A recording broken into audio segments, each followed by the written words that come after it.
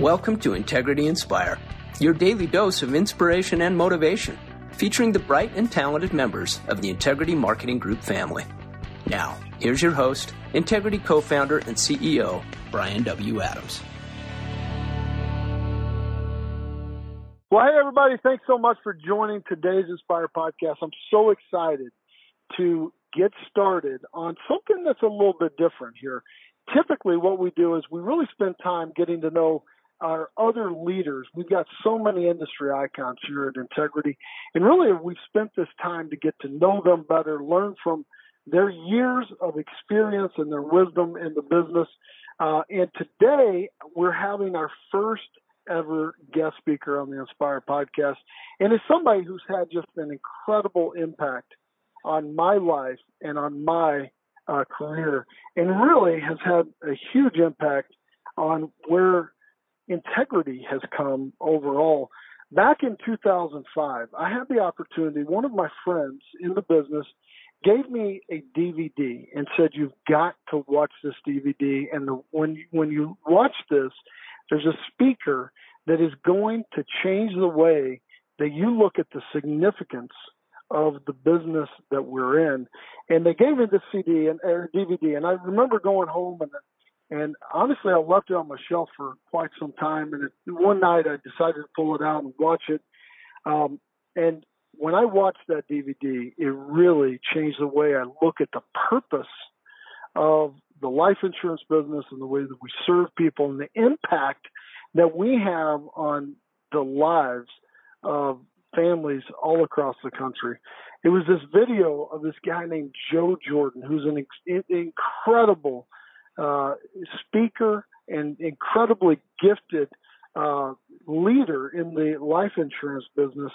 And Joe may not be part of the Integrity family per se, but he has truly had a tremendous impact on where Integrity has become. In fact, when I watched that video back in 2005, I was struggling. We were working really hard to get to where we are today. And whenever I saw that, it really gave purpose and meaning to what we were doing, to where I was willing to push even harder than we ever had become to get to where we're going. And in fact, many of you on this call, I even gave that DVD to say, watch this, because I know how big of an impact that it will have on you as well. Now, Joe Jordan is joining us today live. He is an inspirational speaker. He's a behavioral finance expert. He's the author of an award-winning book called Living a Life of Significance, which he has certainly done. The book has sold over 100,000 copies and has been translated into 5 languages and was featured in Nick Murray's The Advisor's Essential Library. Formerly, Joe ran insurance sales at Payne Weber, and more recently was Senior Vice President at MetLife. He was responsible for all retail product development and started their fee-based financial planning program and behavioral financial department. Joe is also the founder of the Insured Retirement Institute and has been featured on the cover of Life Insurance Selling magazine, and for 3 consecutive years has been honored by Irish America's magazine as one of the top 50 Irish Americans on Wall Street. He was also inducted into the Fordham Football Hall of Fame and has also played rugby for the New York Athletic Club for over 30 years. Man, Joe is a Renaissance man. He's an intellect. He's inspirational. He's also an athlete. And I could just tell you, when I was watching this video back in 2005, and I was sitting there, and we were just struggling to get by, struggling to go, is this really what I'm supposed to be doing? And seeing and hearing some of the stories that Joe had shared, it really, as I said, just gave purpose to what we were doing. In fact, I remember when I lost one of my best friends, I remember that one of our other agents had sold him a life insurance policy. And I remember delivering that claim check to his spouse. And I remember Joe talking in that video and talking about the significance that we all have here in the business that we have chosen to be in. And so it is with great honor to have Joe join us today on the Inspire podcast so that you also have the opportunity to learn from just a living legend here. So, Joe, thank you so much. I'm humbled, literally humbled that you would be willing to take time out of your busy schedule to join us on our podcast here to share with all the leaders here at Integrity about your career and some of the advice that you have for others and really how to live a life of significance. Thank you for joining us, brother. Well, thank you, Bryan, and thanks for making this possible. You know, to me, it's quite an honor for me to be on this Inspire call of Integrity. And I'm a big admirer, Bryan, of you and your organization. I've always admired the substantial growth through acquisition that Integrity has embarked on. But Bryan Adams has made, to me, what I think, has made sure that his partners will benefit from the whole organization as he is giving people a stake in the entire enterprise. I agree, Bryan, that inspiration is far greater than motivation. See, I always object when people think I'm a motivational speaker because here's the thing. See, motivation is self-driven. And I believe that this business can have so much negativity and rejection built into it that self-motivation isn't enough. What you have to do is get inspired because the beauty of inspiration drives you. Now, I know that all of you on this phone are not in sales, but I want to share a message that you should feel very much a part of the great things that we do in this industry. And I know sometimes if you're in some form of an administrative job or whatever, you don't see it. But that's the thing that I want you to walk away from this thing, is to recognize the impact that you have on people, which is very substantial. And that's what I hope you feel. You should feel very much a part of what I'm going to be talking about. Well, let me tell you something. Boy, the world has really changed, hasn't it? On March 2nd, I gave a speech in South Africa. On March 6th, a speech in New Zealand. On March 10th, I was invited to the White House to see my good friend General Jack Keane receive the Presidential Medal of Freedom. And then since March 11th, I've been cooped up in my apartment in Manhattan, ground zero of this virus. But you know what? I have to tell you something. I'm grateful that I was able to complete my around-the-world trip to experience my first and probably last invitation to the White House. Look, a positive mindset is critical in this environment. One of the best ways to promote a positive attitude is to be in the state of gratitude. Every day I try to think of 3 things that I need to be grateful for. That exercise automatically puts you in the right train of thought.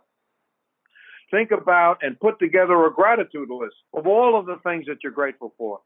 Things like being in this country, your family, and everyone being healthy, being in this profession, being part of Integrity. Remember, gratitude not expressed is ingratitude perceived, and no negative emotion can stand up to gratitude.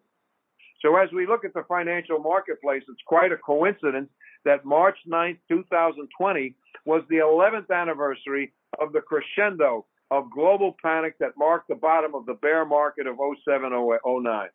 Nick Murray said, to me, a thing of most wonderful irony is that the world has elected to celebrate an iconic anniversary with, you guessed it, another epic global panic.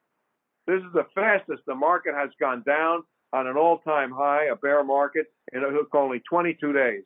The previous record took 8 weeks to reach 20%. A bear market is defined as a 20% decline from a previous high. So what should we do about this? What I'm telling all the producers is this: don't waste this crisis. Don't waste it. In all bear markets, reps have 2 primary focuses: contacting existing clients, and bear markets are ideal environments for aggressive new client acquisition. So this is what we're telling them to do. Get in touch with your existing clients to show your concern and the benefits of your advice, the plan you devised together, and the products you have selected. You will be reinforcing the importance of an advisor, be it face-to-face or viral, the importance of advice and the value that it brings.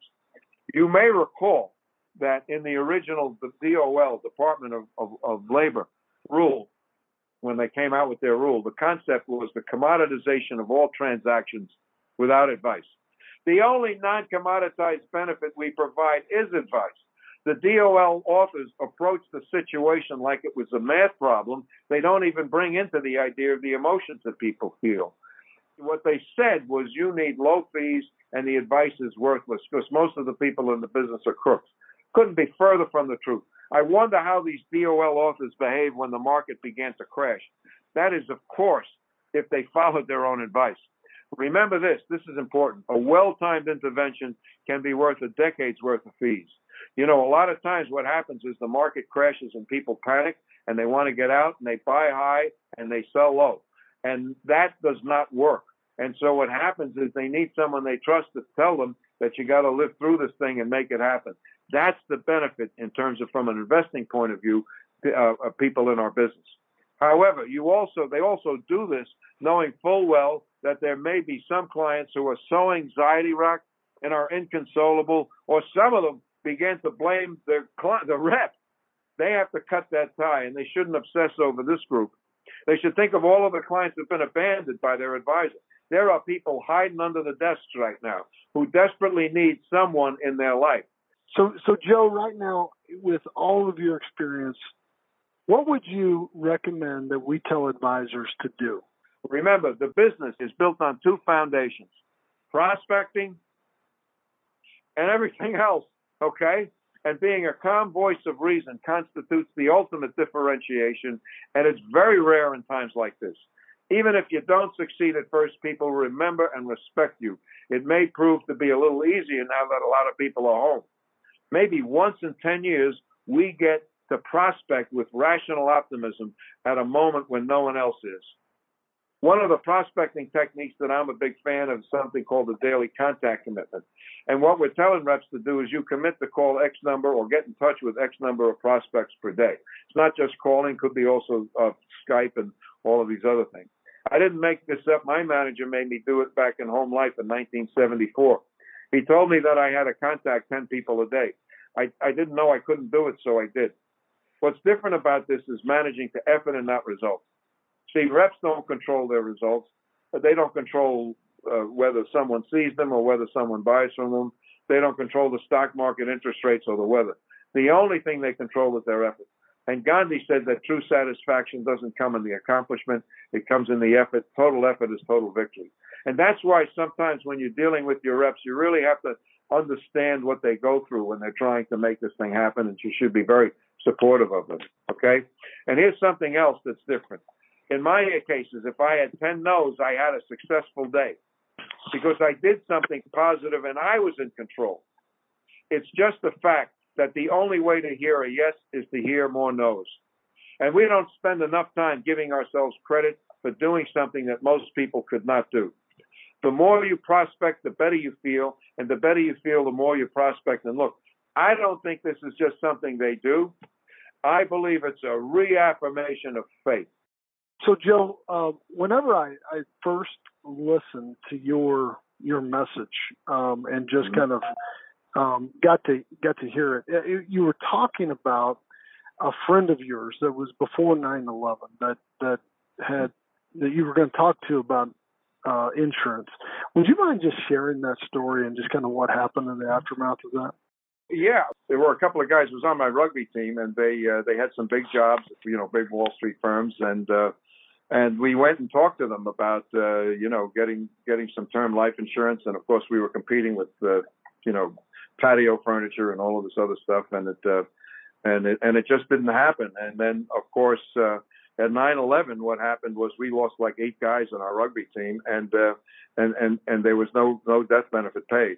The other story we have is there was a rep. Well, this ties to this daily contact commitment. There was a rep who said that he was with his daughter, and his daughter's best friend had a father, and he said, this could be a good prospect for me, but you know what?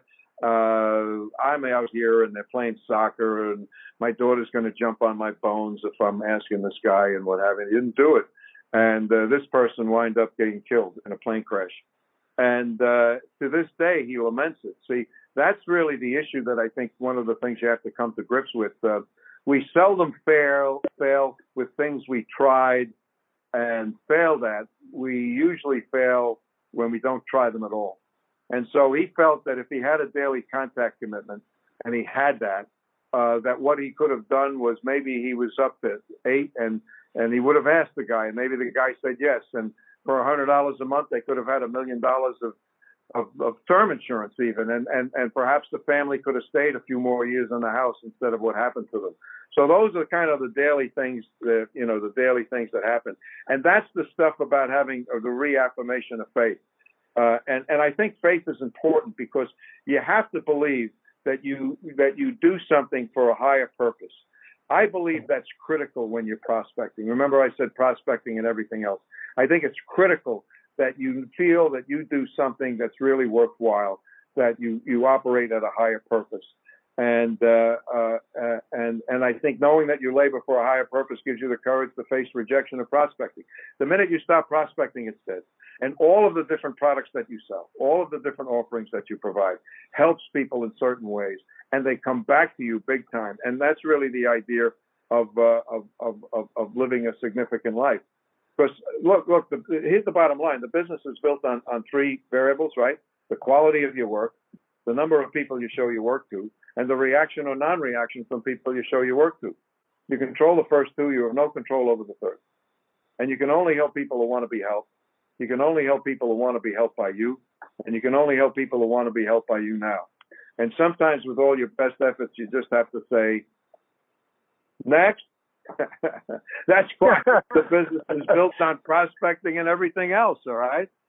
So, well, I think coming back to a point that you just made, Joe, sometimes you don't realize the impact that you have on somebody whenever you talk or whenever you encourage them to go out and do something. And so a lot of the people listening to this call serve our agents, help them get everything that's taken care of. And sometimes they don't see the impact, the actual impact of helping people in that time of need.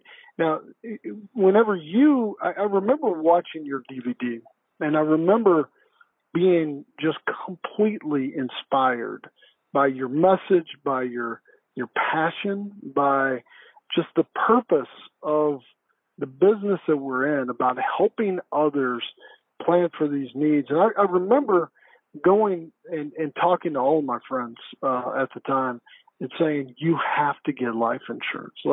Because you were talking about your friends that had that you played rugby with, and that you had talked to them about that, and just that consternation that you felt later about going, man, I wish I would have pressed this a little harder. I wish I could have gotten them that coverage because, they had different budgetary things they were worried about, but in the end of the day, their family needed to, after they were gone, needed that life insurance check more than anything else. And I remember going and talking to my friends, and one of my friends, I grew up with him when we were best friends when we were, 5 years old. We went to elementary school together. We went to college together. We did everything together. We were best men, and I was best man at his wedding, and we were lifelong friends. And in 2016, he lost his life. We lost Bryan.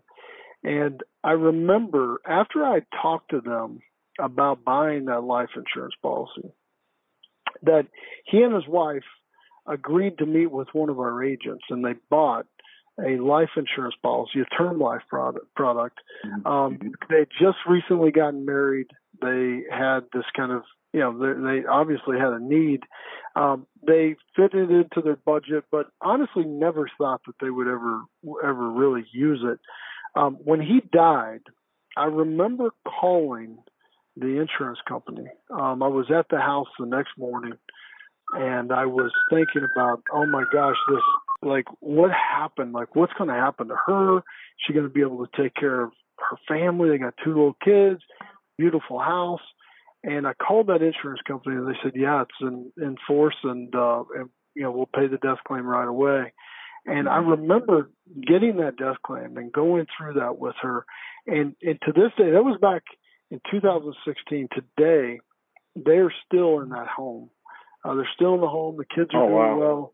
Now, I can tell you, I wish it had another zero on it because it wasn't nearly enough. And that's it's one of the things I've always found is that there's never been a life insurance claim check that's returned because it was too much. Most of the time it is, man, we, wish we had more.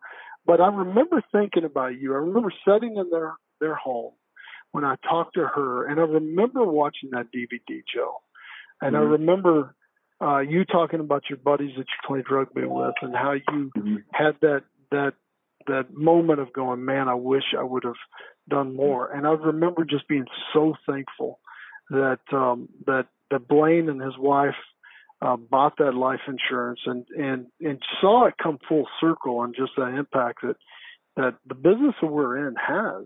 And and so, man, I just wanted to share with you that part of the story because I agree prospecting is key, but it's really prospecting to just help people in one of the most difficult days of their life, right? No, that really is the thing, because that's where people fail is when they stop prospecting, and so we usually find ourselves blocked into two behaviors, right? Prospecting or avoiding it, and what force blocks us is fear, and it's not bad to feel fear, but it's bad to do what fear tells us. And it's a funny thing about fear; it doesn't really exist in the real world; it's just in our minds. And you don't fight an emotion with logic; you fight it with the other major emotion, and that one is love. And 1 John 4 says there is no fear in love. And total love drives out fear. And the opposite of love is not hate, it's indifference. And you really can't be indifferent in this business. And that was kind of the things that prompted me to write the book, Living a Life of Significance. And, what happened is I read a Gallup study that ranked different professions by ethnics and trustworthiness. And the only ones below us were Congress and car salesmen. Now, what was number one? It was nurses, and it was followed by other service-related professions. And service professions, I believe, have two foundations: humility and maturity. And humble people don't think less of themselves; they just think of themselves less. And mature people are not necessarily older; they see things from another person's perspective. And so that those two things were the things with the book. The other one, which I guess I'll share with you, is because it was at the end of MDRT, was my own personal story. My father was an advisor to Harry Truman when he was president. We had 3 homes, one in the Bronx in New York, one in Washington, D.C., and one on Long Island for a summer home. And in 1952, my father cashed in a New York life policy to buy an apartment building in the Bronx. And what happened was he got killed in a car accident. My mother woke up with 4 kids. I was 6 months old. My oldest sister was 12, and there was another one 10, and my brother was 5. And she had to go out and fend for us. And this was 1952, so she was never raised to be a professional person, so it was tough. And I never talked about it, and I never did it, and I never told stories. Yeah, that's the other thing that I think we have to get towards is the idea of storytelling. And storytelling, I think, is really crucial because one of the things that it does is humanizes all of this stuff. And all wisdom comes from specific human experiences. And my own personal story, what happened was I never talked about it because I didn't think that it was worthwhile to do a personal story. And I also thought people would think I was looking for sympathy. I mean, how stupid can you get? And, the bottom line was this, is when I started writing the book and doing this stuff, I finally came to the realization that my father had a $100,000 New York life policy that he canceled because of what he wanted to do. And do you know what $100,000 was in 1952? I mean, you could buy a 6-bedroom house for like $8,000. Our lives would have been radically different. See, that's what finally brought it home for me. Okay, I had been in the business and it was all an egghead, left brain analytical thing. It wasn't until that came in and just hit me right in the face. And that's why I think it's important. And one thing I do want to bring up is I feel so important. I feel so strongly about stories. Is that I have a link, and it's josephjordan.com/story. josephjordan.com/story. And if you hit that, I will send whoever does that 2 stories a month free. And I'm doing that because I think one of the things is twofold. It's to remind the critical role that we play helping others and also add to the arsenal of story. I know that sometimes if you aren't on the front lines, or even if you are a salesperson, you don't see a death claim for a long time. You got to see this. This has got to be in our DNA. It's living a life of significance. It gives you the courage to make those phone calls that other people can't do because you can save somebody. And so I think that's one of the things that's really, that's really, really critical. Because, at the end, it's at the end of the day is what really matters, So what matters is not what you got, but what you gave. What will matter is not your success, but your significance. What will matter is not what you learned, but what you taught. What will matter is every act of kindness and or sacrifice that enabled others to emulate your example. What will matter in the end is the number of people who knew you, but those who had a lasting fear of loss when you're gone. What will matter in the end is how long you're remembered, by whom and for what. So living a significant life is not something that happens by accident. It's a choice. And I think we in this business are doing that. You, my friend, are living a significant life. You've helped me. You've helped so many others. I think your point about humility and maturity, and really the fact that we're called to serve. One of our core values here at Integrity is service. And I am so passionate about that because I think it's just so much, it's so overlooked sometimes. And if you can help enough people get what they need, then you'll have anything that you need. As Zig Ziglar said, success is a byproduct of hard work and humility and maturity, like you said. And that's one of the things we found with all the different partners here at Integrity that we've interviewed is a common trait of hard work and humility and being willing to do what others wouldn't do to get where others, can't get to. And really appreciate you being willing to share all of your stories. I think all of life is about telling stories, honestly. Right. But sales is certainly about telling stories and being able to relate and being able to humanize things and maybe putting that in much better perspective. And so, Joe, I appreciate you taking time out of your incredibly busy schedule to share some of your thoughts quickly today on this podcast. We are honored. We want to figure out a way to have you come back and do something as well down the road to even learn even more from you. So thank you, my friend. Appreciate you doing this for us. Thank you, Bryan.